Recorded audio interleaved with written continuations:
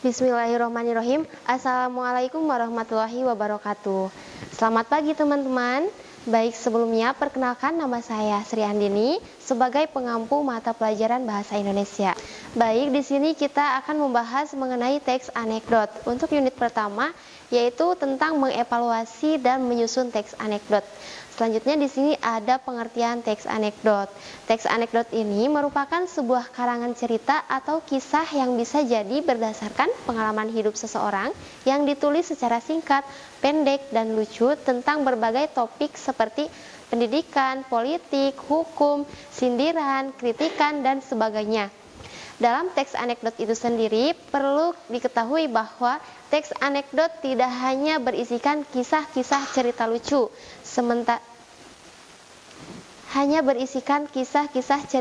semata, melainkan terdapat juga amanat, pesan moral, serta ungkapan tentang suatu kebenaran secara umum. Selanjutnya ada ciri-ciri teks anekdot. Yang pertama itu ada teks anekdot bersifat humor atau lelucon. Artinya teks anekdot ini berisikan kisah-kisah lucu atau bualan. Yang kedua bersifat menggelitik. Artinya teks anekdot akan membuat pembacanya merasa terhibur dengan kelucuan yang ada dalam teks anekdot. Yang ketiga bersifat menyindir. Yang keempat bisa jadi mengenai orang penting. Yang kelima memiliki tujuan tertentu. Yang keenam menceritakan tentang karakter hewan dan manusia, sering terhubung secara umum dan realistis.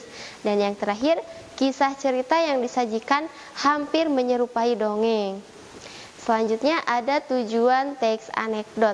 Ada beberapa tujuan dari penulisan teks anekdot. Yang pertama, untuk membangkitkan tawa bagi pembacanya. Yang kedua, sebagai sarana penghibur. Dan yang ketiga, sebagai sarana pengkritik. Teks anekdot ini pada dasarnya mengandung tujuan yang berfokus pada dampak yang akan didapatkan oleh pembaca setelah membaca cerita atau kisah yang lucu. Selanjutnya ada isi dan makna dalam teks anekdot. Teks anekdot memiliki dua macam isi tersurat dan isi yang tersirat. Isi yang tersurat adalah isi yang tertulis secara harfiah dan langsung dapat dibaca di dalam teks anekdot. Sedangkan makna tersirat adalah makna teks anekdot tersebut berhubungan dengan situasi dan kondisi masyarakat pada umumnya. Isi teks anekdot memiliki dua macam isi, yaitu tersurat atau makna tertulis dan yang tersirat atau makna konteks. Makna yang tersurat adalah isi yang langsung dapat dibaca di dalam teks anekdot.